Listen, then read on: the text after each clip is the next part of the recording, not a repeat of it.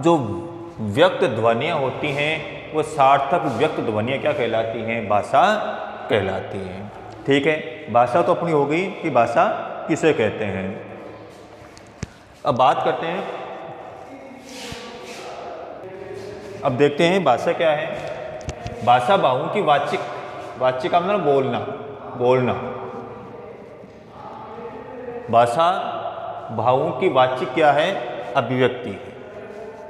भाषा सामाजिक संपर्क का महत्वपूर्ण माध्यम है, यानी भाषा के द्वारा ही हम अपने समाज के अंदर लोगों से क्या बना सकते हैं? संपर्क बना सकते हैं। लोगों से बातचीत करने के लिए किसकी आवश्यकता होती है? भाषा की आवश्यकता होती है। भाषा के द्वारा ही समाज के लोगों से हम घुल मिल सकते हैं, अच्छा व्यवहार उनसे बना सकते हैं। अगला है कि ये व्यवहार का महत्वपूर्ण माध्यम है, यानी लोगों में आपसी व्यवहार का, सद्भाव, सौहार्द का महत्वपूर्ण माध्यम क्या है? भाषा है।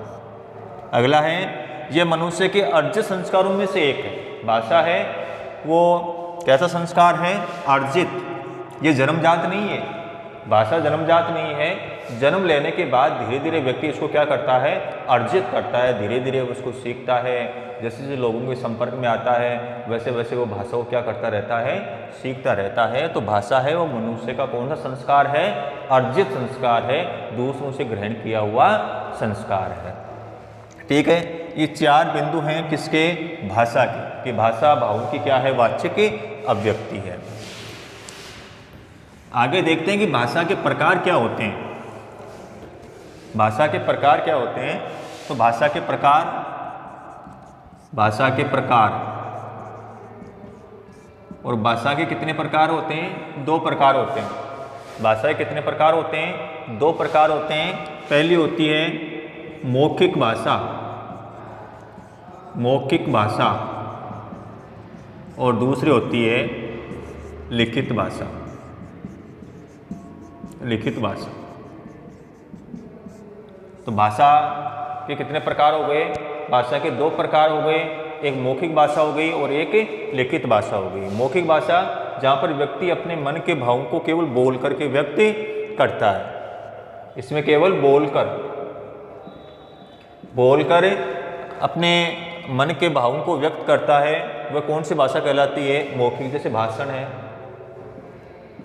भाषण कैसा, कौन सी भाषा का प्रकार है? भाषण मौखिक भाषा का प्रकार है। लिखित भाषा जहाँ मनुष्य ध्वनि संकेतों को, जहाँ मनुष्य मुख से उच्चारित होने वाले ध्वनि संकेतों को लिखकर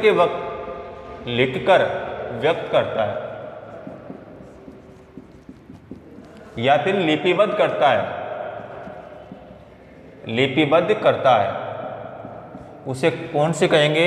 लिखित भाषा कहेंगे। यानी केवल जहाँ बोल करके प्रकट की जाती है वह तो कौन सी होगी? आपकी मौखिक भाषा होगी। और जहाँ पर व्यक्ति मन के जो भाव हैं, जो मन से मुख से निकलने वाली जो संकेत ध्वनियाँ हैं, उन संकेत ध्वनि को जब व्यक्ति लिखेगा या लिपिबद्ध करेगा तो वह कौन सी भाषा होगी? आपकी लिखित भाषा होगी। तो भाषा के कितने रूप हो गए? 2 रूप हो गए, एक मौखिक भाषा और एक लिखित भाषा हो गई। आगे देखो, अगला एक प्रश्न बनता है भाषा के ऊपर कि मौखिक व लिखित भाषा में अंतर को स्पष्ट कीजिए। प्रश्न आपको किसी प्रकार से घुमा करके पूछ सकता है। मौखिक व लिखित भाषा में जो अंतर होता है उस अंतर को स्पष्ट कीजिए। देखो, पहला अंतर तो क्या होता है कि मौखिक भाषा स्थान विशेष के प्रभाव से युक्त होती है।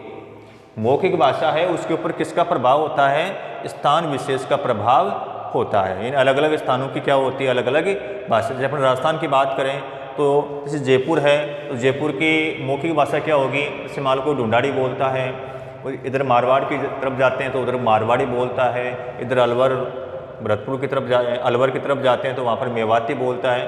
तो मौखिक भाषा है, मौखिक भाषा पर स्थान विशेष का क्या होता है? प्रभाव होता है। जबकि लिखित भाषा पर स्थान विशेष का कोई प्रभाव नहीं पड़ता है। लिखित भाषा के ऊपर स्थान विशेष का कोई प्रभाव नहीं पड़ता है, जबकि मौखिक भाषा के ऊपर स्थान विशेष का क्या पड़ता है? प्रभाव पड़ता है। पहला अंतर हो गया। दूसरा अंतर ये कह रहा है कि मौखिक भाषा है वो परिवर्तनशील होती है। मौखिक भाषा कैसी होती है? परिवर्तनशील होती है, यानी वह समय के अनुसार क्या होती रहती है? बदलती रहती है, जबकि मौखिक लिखित भाषा है वो कृत्रिम होती है, वो रूढ़ होती है, परंपरा से चली आ रही होती है। दूसरा अंतर हो गया कि मौखिक भाषा होती है वो कैसी होती है, परिवर्तनशील होती है, जबकि लिखित भाषा कैसी होती है, कृत्रिम और रूढ़ होती है। तीसरा अंतर होता है कि मौखिक भाषा के लिए व्याकरणिक नियमों की कोई आवश्यकता नहीं होती।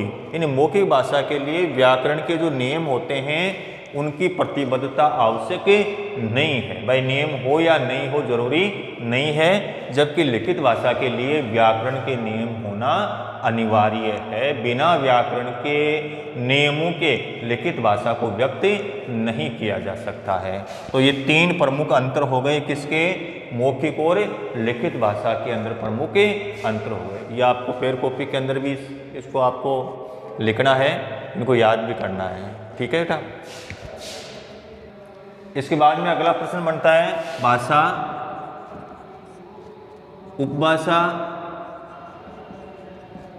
और बोलियों का संक्षिप्त परिचय। बोलियों का संक्षिप्त परिचय। मैं आपको इस प्रकार प्रश्न नहीं कराऊंगा, आपके तीनों के भाषा, व्याकरण, लिपि और इसके बाद में आपके संवाद सेतु के जो महत्वपूर्ण प्रश्न हैं वो मैं आपको करवाऊंगा।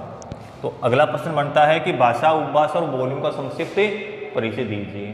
भाषा अपन पढ़ रहे थे, भाषा किसे कहते हैं, भाषा के कितने प्रकार होते हैं, पहला प्रश्न बन गया। भाषा और लिखित और मौखिक भाषा में अंतर को स्पष्ट कीजिए। अगला बन गया कि भाषा, उपभाषा और बोलियों का परिचय दीजिए। तो भाषा ये आपको मेरा लिखाया हुआ भी है पहले, भाषा, उपभाषा और बोलियां। भाषा एक है हिंदी, उपभाषा है वो 5 हैं, पूर्वी हिंदी, पश्चिमी हिंदी,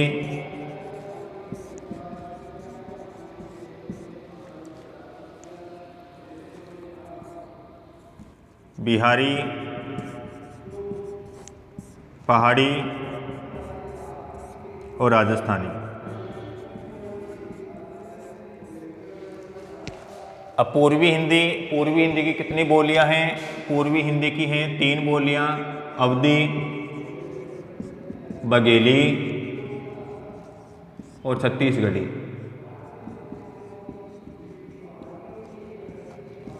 तीन हैं। पश्चिमी हिंदी की 5 हैं, ब्रज,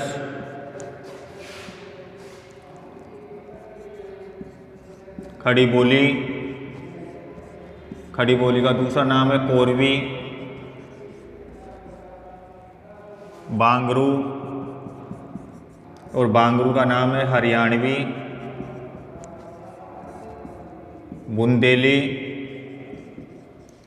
और कन्नौज। पूर्वी हिंदी कितनी हो गई, 5 हो गई। बात करते हैं बिहारी की। बिहारी की है मगही, मैथिली और भोजपुरी। मगही, मैथिली और भोजपुरी 3 है, बिहारी की हैं। पहाड़ी की गढ़वाली, कुमाऊनी और मंडियाली। 3 हैं वो पहाड़ी की हैं। राजस्थानी की 4 हैं, मेवाड़ी, मारवाड़ी, मेवाती और हाड़ौती। तो एक भाषा है, 5 उपभाषा हैं और उनकी बोलियां कितनी हैं, 18 बोलियां। भारत में एक भाषा, 5 उपभाषा और कितनी बोलियां हैं, 18 हैं। पूर्वी हिंदी के अंदर 3 बोलियां हैं, अवधी, बघेली और छत्तीसगढ़ी। पश्चिमी हिंदी के अंदर 5 हैं, ब्रज है, खड़ी बोली है, बांगरू है, बुंदेली और कन्नौजी है। बिहारी के अंदर 3 हैं, मगही है, मैथिली है और भोजपुरी है। पहाड़ी के अंदर 3 हैं, गढ़वाली है, कुमाऊनी है और मंडियाली है। राजस्थानी में 4 हैं, मेवाड़ी है, मारवाड़ी है, मेवाती है और हाड़ौती है। इस प्रकार ये प्रश्न हो गया कि भारत में प्रमुख भाषा, उपभाषा और बोलियों का संक्षिप्त परिचय दीजिए। ये तो हो गया आपका भाषा का। अब भाषा के बाद में दूसरा आता है व्याकरण।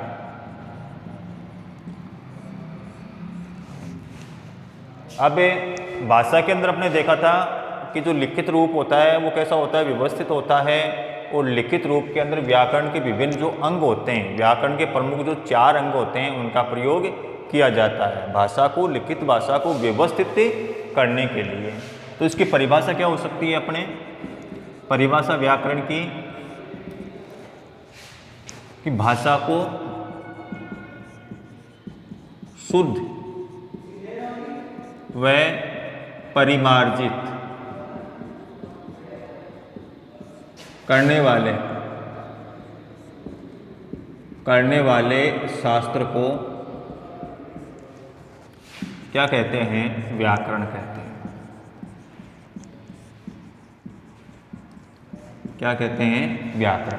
की भाषा है, भाषा को शुद्ध और परिमार्जित जिस साधन के द्वारा किया जाता है उसे क्या कहते हैं, व्याकरण। व्याकरण का प्रमुख काम क्या है कि जो लिखित भाषा है उस लिखित भाषा को व्यवस्थित करना, सुव्यवस्थित करना, और सुव्यवस्थित करने के लिए किस शास्त्र का प्रयोग किया जाएगा, व्याकरण का प्रयोग किया जाएगा। व्याकरण के जो प्रमुख 4 अंग हैं उन 4 अंगों के द्वारा ही भाषा को सुव्यवस्थित रूप से व्यक्त किया जा सकता है, उसको लिपिबद्ध किया जा सकता है। अगला जो प्रश्न बनता है कि व्याकरण के प्रमुख अंग कौन कौन से होते हैं। व्याकरण के बारे में पढ़ रहे थे कि भाषा को शुद्ध और परिमार्जित करने वाला शास्त्र क्या कहलाता है, व्याकरण कहलाता है। अब व्याकरण के अंदर ये चीज़ें आती काम में, इनके द्वारा भाषा को परिमार्जित किया जाता है, शुद्ध किया जाता है और व्यवस्थित किया जाता है। 4 चीज़ें हैं, वर्ण विचार है, शब्द विचार है, वाक्य विचार है और पद विचार है। इन 4 चीज़ों का किसमें प्रयोग किया जाता है, व्याकरण के अंदर भाषा को शुद्ध और परिमार्जित करने के लिए। तो सबसे पहले वर्ण विचार, इसमें ध्वनि व वर्ण का परिचय दिया जाता है, उनका उच्चारण स्थान, कौन सा वर्ण कहाँ से उच्चारित होता है, कंठ है, तालव्य है, श्रव्य, आपका औष्टव्य है, मूर्धन्य है, जो भी है, ध्वनि विकार आदि का विवेचन किसके अंदर किया जाता है, वर्ण विचार के अंदर किया जाता है। दूसरी आती है शब्द विचार। शब्द को क्या कहते हैं, पद कहते हैं। जैसे पद परिचय, तो पद परिचय के अंदर एक शब्द का क्या दिया जाता है, परिचय, वो क्या कहलाता है, पद परिचय। लेकिन जब वो शब्द वाक्य से अलग होगा तो केवल शब्द होगा, जब शब्द वाक्य से अलग होगा तो केवल शब्द होगा, और जब उस शब्द का प्रयोग वाक्य के अंदर कर दिया जाता है तब वह शब्द ने रहकर क्या बन जाता है, पद बन जाता है। ये वाक्य में प्रयुक्त होकर के एक पद बन जाता है। इसमें क्या होता है, शब्द विचार में क्या होता है, शब्द का निर्माण किस प्रकार से किया जाता है, कौन कौन से वर्णों से मिलकर के ये बनता है, इसकी उत्पत्ति कैसे हुई है, अवस्था के आधार पर पद भेद भी इसके अंतर्गत किया जाता है। तीसरा आता है वाक्य विचार।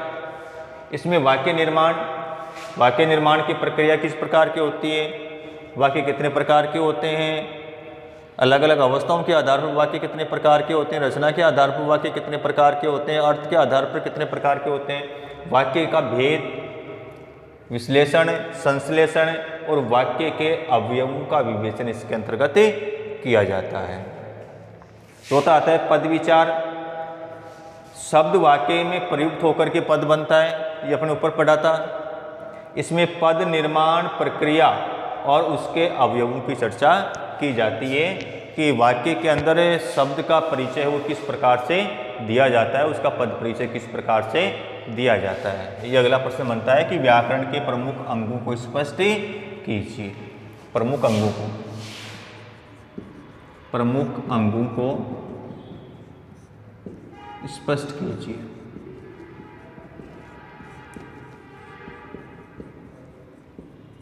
ये प्रश्न बनता है आपके व्याकरण का।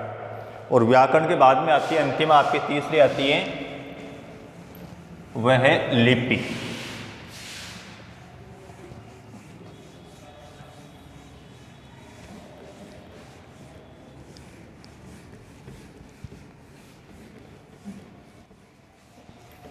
लिपि आती है। अब लिपि किसे कहते हैं, लिपि की परिभाषा क्या हो सकती है? लिपि की परिभाषा होती है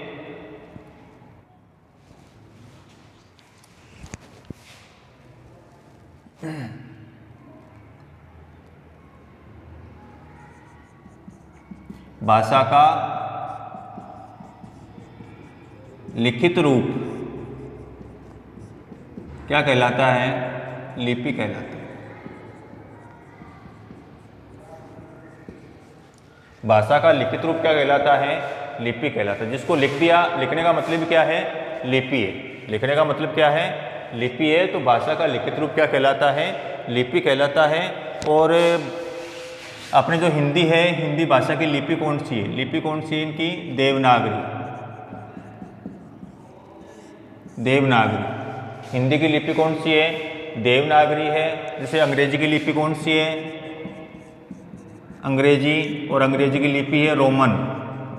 कौन सी है? रोमन। पंजाबी की लिपि कौन सी है? पंजाबी की आपकी गुरुमुखी। पंजाबी कौन सी है? गुरुमुखी लिपि है। हिंदी की कौन सी है? देवनागरी है। इसके अलावा मराठी है, उनकी भी लिपि कौन सी होगी? आपकी देवनागरी होगी। संस्कृत की भी कौन सी होगी? आपकी देवनागरी। संस्कृत में भी आएगी। हिंदी, संस्कृत, ये पिछली बार पूछा था परीक्षा के अंदर। तो हिंदी की लिपि भी कौन सी है? देवनागरी। संस्कृत की भी कौन सी है? देवनागरी। मराठी की भी कौन सी है? देवनागरी लिपि। अंग्रेजी कौन सी लिपि है? रोमन लिपि है। पंजाबी कौन सी है? गुरुमुखी लिपि है। ठीक है, यहाँ तक आपने पढ़ा। अब देखते हैं कि ये जो देवनागरी लिपि है, इसका जन्म कौन सी लिपि से हुआ है? ब्राह्मी लिपि से। देवनागरी का जन्म है कौन सी लिपि से हुआ है? प्राचीन जो ब्राह्मी लिपि थी, ब्राह्मी और खरोष्ट थी, दो लिपि हुआ करती थी। तो देवनागरी लिपि का जन्म किससे हुआ था? ब्राह्मी लिपि से। अब यहाँ पर प्रश्न बनता है कि देवनागरी लिपि की प्रमुख विशेषताओं को समझाइए या लिखिए। ठीक है, तो पहली इसकी विशेषता है कि ये विश्व की सबसे वैज्ञानिक लिपि है। देवनागरी लिपि है वो विश्व की सबसे वैज्ञानिक लिपि है। दूसरा है, इसमें प्रत्येक ध्वनि के लिए एक निश्चित संकेत होता है। मुख से निकलने वाली जो ध्वनि है, उन ध्वनियों के लिए अलग अलग क्या होते हैं? संकेत होते हैं। तो इसमें प्रत्येक ध्वनि के लिए क्या होता है? एक अलग संकेत होता है। इसमें जो लिखा जाता है वही पढ़ा जाता है। इसमें जो लिखा जाता है वही क्या किया जाता है? पढ़ा जाता है।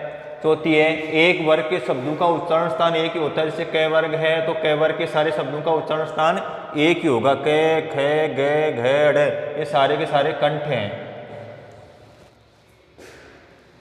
पांचवी है, स्वर और व्यंजन अलग अलग होते हैं। 11 स्वर होते हैं, बाकी 33 क्या होते हैं? व्यंजन होते हैं। ये बाएं से दाएं की ओर लिखी जाती है। ये ऐसे नहीं लिखी जाती, बल्कि बाएं से दाएं की ओर लिखी जाती है। इसमें शिरोरेखा का प्रयोग किया जाता है। शब्द के ऊपर लाइन खींची जाती है, शिरोरेखा खींची जाती है। देवनागरी लिपि पूर्णतः कैसी लिपि है? भारतीय लिपि है। और ये सरलता इसका क्या है? विशेष गुण है। यानी कैसी लिपि है? बिल्कुल सरल लिपि है। ये अपना जो भाषा, व्याकरण और लिपि था, ये अपने तीनों बिंदु हैं वो पूरे हो चुके हैं। जो इसके महत्वपूर्ण प्रश्न थे वो मैंने आपको लिखवा दिए हैं। ठीक है, जय हिंद।